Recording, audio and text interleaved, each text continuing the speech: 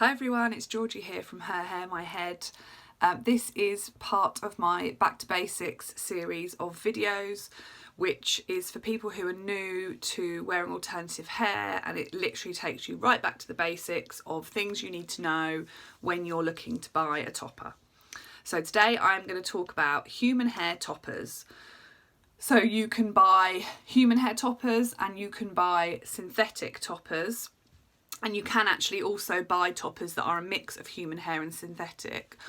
I've never bought any toppers that are a mix because the different types, human hair and synthetic hair, need to be cared for in very different ways.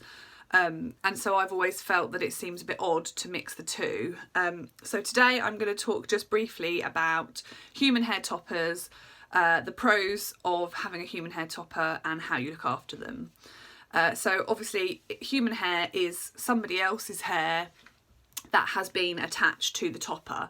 There are different levels of quality in human hair, and the main thing that you're looking out for when you buy a human hair topper is Remy human hair. And Remy means it's all to do with the hair cuticle and how the hair is collected. So each strand of hair has these tiny little cuticles that kind of stick out. Obviously you can't see that, but if you had a microscope and you looked up close to the hair, you'd see little sort of, you know, spikes sticking out. And your hair starts from here and it runs down, so the cuticles all point down, down, down, down, down. So if you buy something that is Remy human hair, what that means is when they've taken the hair from the person, they have literally cut the hair and kept all of the hair together, which means all of the hair cuticles are all pointing down. Now, if hair isn't Remy, that means it may have been collected from the floor of a hairdresser, or it may have been put together with other people's hair. So you're going to have some hair cuticles that are pointing down and some hair cuticles that are pointing up, because they're not all going to be from the top to the bottom. You're going to have some from the bottom to the top. Now, when you put hair into a topper, this doesn't hugely matter in terms of how it would look, but as soon as you start to wash it or style it or brush it, because the hair cuticles are pointing different ways, the hair is going to get really matted and just yucky, and it's not going to be as good quality, because what makes the hair look smooth is when all the cuticles are laying flat and going downwards. So with non-Remy hair, it's all kind of going different ways and it's just not as good quality. So that's something that's really important to look out for, is your piece Remy? If you are thinking about dyeing the piece yourself, say you want to put highlights in, my advice is to go for virgin human hair. Now, virgin means it has not been processed, so it hasn't been dyed and it shouldn't have been processed in any way, which means you should be able to colour it yourself at home. If you buy a topper that isn't virgin hair, it will have gone through some level of processing, whether that's bleaching or dyeing or having chemicals put on it, or having like a silicone treatment put on it. So if you're buying a piece that's already dyed and it's the perfect colour, you don't necessarily need to go for virgin hair. But if you know that you're going to want to do colour on it, ideally you want to go for virgin, which can make it slightly more expensive. And often the virgin hair is a kind of natural dark brown. It's quite rare to get, say, really blonde virgin hair. There's also different places where human hair has come from. So you get Brazilian hair, European hair, Indian hair, Chinese hair, and generally hair from those different regions have different textures. So European hair is a lot more fine and generally more expensive. Chinese hair is, you know, it's black and it's thicker. So different hair from different places can mean a different price point, and it also means that the hair might react differently So for example, it might be frizzier if it's Brazilian hair, or more prone to frizz or humidity, whereas European hair, it might be lighter, but it might be more flyaway. So most topper sellers should tell you where roughly the hair is from. The hair industry is quite dodgy in that not many people can say that they know exactly where the hair has come from that they have bought. I think it's quite difficult to trace the hair back to the original source, because most sellers get their hair from factories in, say, China or India. So it's worth having a look on the website of the company that you're buying from, just to see what they say about their hair, and whether or not it's Remy, whether or not it's virgin, where it's come from. So the things that I like about human hair, one, the main thing, it looks so realistic. So this is a human hair piece, and I personally think that this looks like it's growing out of my head.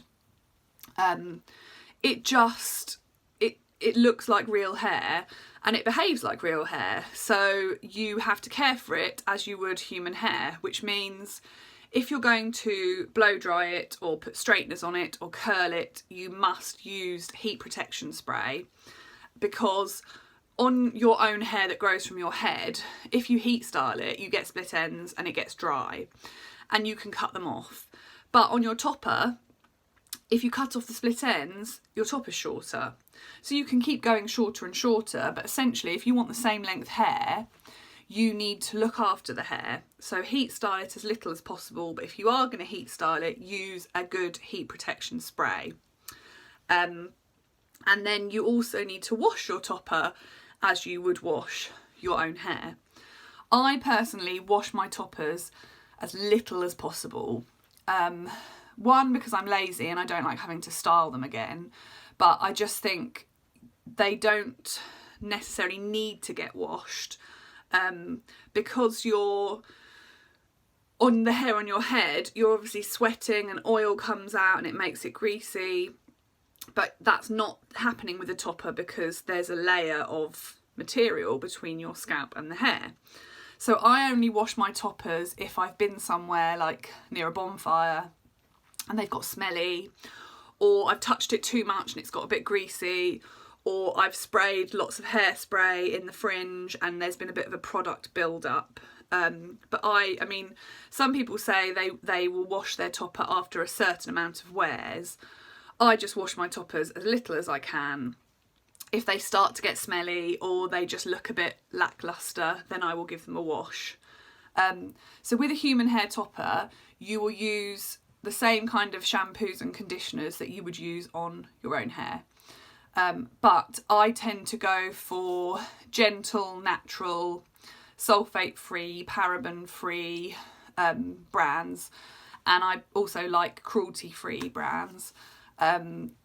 There's loads out there. I quite like Faith in Nature shampoos because they smell nice and they don't have any nasties in them. And then I'll have other videos on how exactly to wash your topper. But I use that for a shampoo, and then I put a conditioning mask on the ends, and I leave that on the hair for about 10 minutes. So I use Coco and Eve. I think it's called Like a Virgin. It's there, I think they only do one type of hair mask, and it smells really nice as well. Smell is important to me. So I will just leave that on the ends, and then that keeps the hair silky and glossy. And then that's pretty much it. I have got some hair oil, which sometimes I might put through the ends if they're feeling a bit dry, but generally that's the sort of basic way that you care for it. And it's just a case of looking after it because it's human hair. So for example, once I've washed the piece, I don't brush it when it's wet because the hair's more likely to break. And I do curl it sometimes. So I do put some heat on it, but for example, you wouldn't want to run hair straighteners through it every single morning because it's not going to last very long. And I've also found some other techniques that can put curls in without using heat.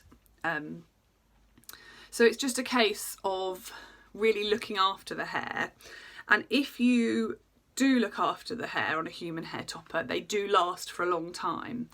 If you're wearing a piece every single day, so my first topper I wore every single day for a year, and it was still in good condition, but I did trim a bit off the ends. But if you have a piece that you rotate with other pieces and you don't wear every day, they could easily last 2 years, 3 years, 5 years. So the human hair pieces are really sort of durable. The only other thing to mention is, say for example, you go out and it rains and you get wet, your topper is going to get wet and then it might lose the style. And that is if I was going somewhere and I knew I was going to get wet, I would probably wear a synthetic piece, because I know that it won't matter, it won't lose its style. So you do have to put a bit more work into human hair toppers, because you do have to style them and, blow dry the fringe, or if you go somewhere really hot, they might get frizzy. But for me, the fact that they look so realistic is the biggest pro. Even though it's a little bit more work, I always feel if I wear a human hair topper, I feel 100% confident that no one knows I'm wearing a topper, and it completely looks like my hair. It also helps having a fringe. Again, in another video I will talk about lace fronts and different constructions of topper, but I don't have a huge amount of hair at the front, so I cut fringes into a lot of my pieces, and I think this makes them look much more realistic. A good colour match as well with your bio hair makes a big difference, but again, that's something I'll cover in another video. This is just an introduction to human hair toppers. Thanks for listening.